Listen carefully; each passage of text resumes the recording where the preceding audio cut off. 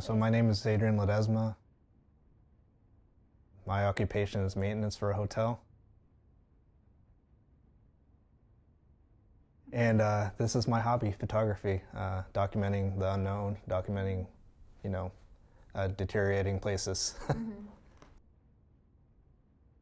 Is it legal? Is it safe? No and no, it's not. It's extremely dangerous and you can get in very real trouble for doing so. But some people, they assume the risk and they're good to go on, a trip with me or whatever. And yeah, just show them that way.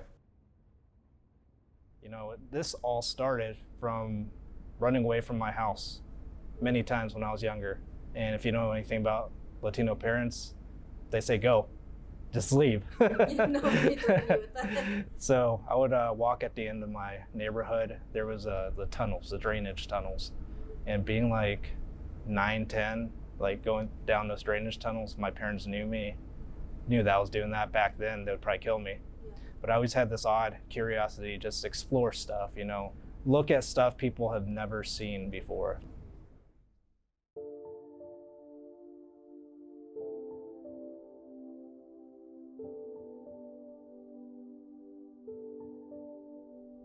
I was born and raised in Dallas, so I've been here my whole life.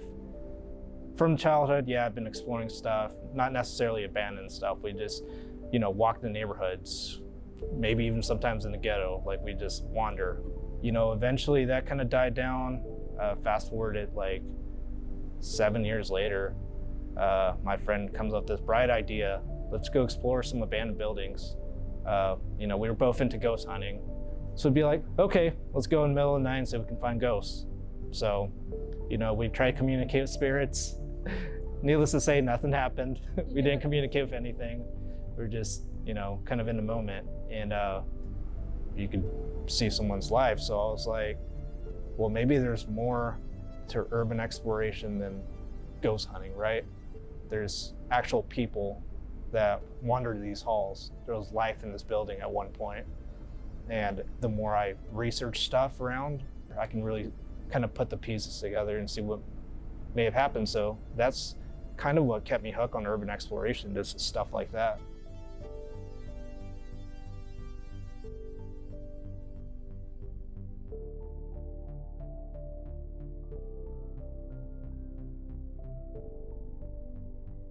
When we went to Valley View Mall, I can now walk in that mall without picturing little me walking around the hallways. My childhood was tied into that mall for the most part. I took a lot of dates there, a lot of dates. That place definitely had a close connection to me in a personal way. So, how was my childhood? It was pretty normal, honestly. It wasn't that bad until I went to junior high. The school was very, very not good. So my parents were worried about me for a while because I joined a gang and stuff, and my hair, you wouldn't recognize me. As the years went on, it started getting worse for me. So I get called to the office and I'm like, okay, maybe my parents are picking me up early for something. Sure, cool, awesome, let's go. Yeah. Show up, there's a guy. It said Dallas Gang Unit on the back of his jacket, and he had a big portfolio. I still remember it. He takes me to the ESL classroom, and he sits me down, and he grabs a binder that I thought I lost, but I guess my dad handed it to him. I was really good at drawing dice for some reason and flames, so I combined the two, dice, flames. Cool, looks sick. I'm gonna, bring this to school. Lost it. All right, whatever, I'm gonna get a new one. He started off from 0 to 10 real fast. He's like, hey, how are you? My name is blah, blah, blah. I'm with the Dallas Gang Unit, and we're doing an investigation. I'm like, okay, I didn't think I had anything to worry about. So he slams the binder on the table. He's like, you want to explain that?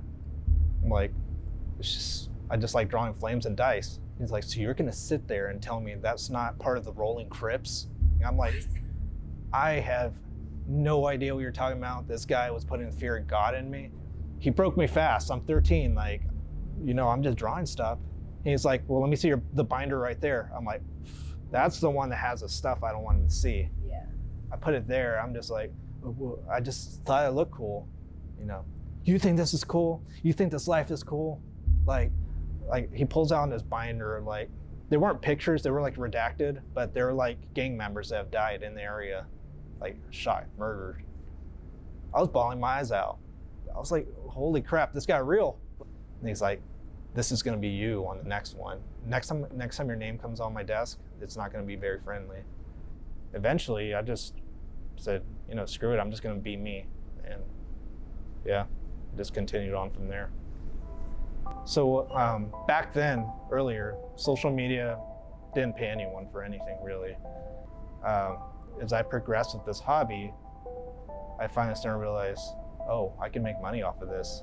So Instagram started paying me, TikTok started paying me, YouTube started paying me. Now I'm sponsored by Liquid IV, if you know what that is. So they're paying me, so it's like, I could actually turn this into some kind of full-time career. But at the same time, in the back of my head, I'm thinking, it's just gonna take one trespassing arrest, and I'm gonna be on probation, I'm not gonna be able to explore for months. If I really kept that as my main source of income, that could backfire on me real fast. So I keep my job at the hotel. Whenever I can land gigs for videography, I do them, and they pay very substantial, and they hold me afloat for a while. So I'm like, okay, well, I'm not into the gang crap anymore. So maybe I'll just stick to urban exploration. It's a good way to shut out the world. While you're inside the abandoned building, time stands still while the outside world keeps going. So I find something very peaceful in that. I'm just very into history, and not like, in the history books where you flip it open, George Washington, all that stuff. Nothing in school could pique my interest like urban exploration can, honestly. It's just a different world, and I'd rather not see it through pictures on books. I'd rather be in the moment, doing my own research. I don't know, it's just very exciting for me to piece it together. Maybe in a way it also feels like I'm keeping their memory alive by documenting some of these places and, bringing up, who they may have been and stuff. And, I don't break anything, I don't vandalize or anything. I treat it like I'm visiting someone's house, and, I leave the way I came in, leave everything behind.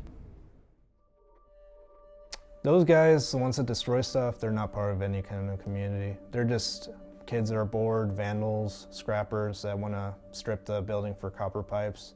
They'll just trash it, be like, that was fun, let's burn it down now. It happens a lot.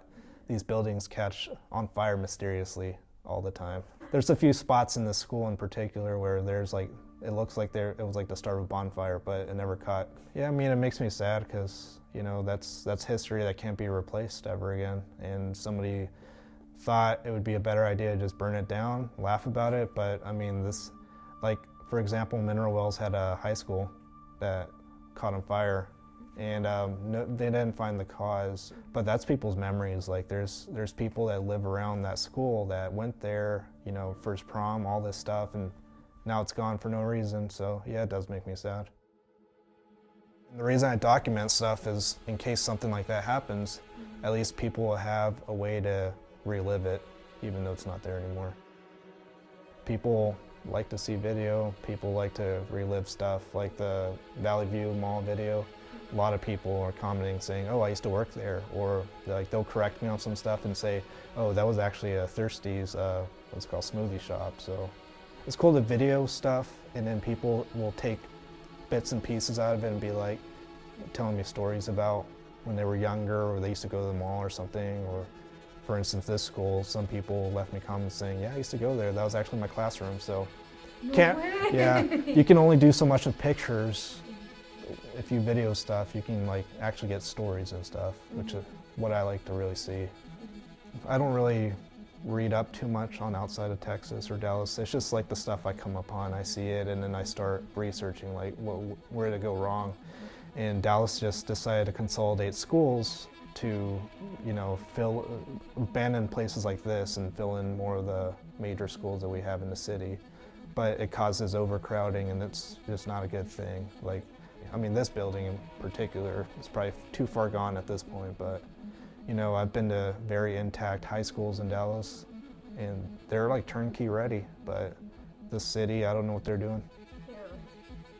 My hopes is always like a building would just be restored and reused, but Dallas doesn't seem to think so too much, and they'll just demolish like perfectly good buildings that can be redone into, I don't know, breweries or something. That seems to be a popular thing to restore abandoned places too. So it just makes you really realize how wasteful of a society we live in.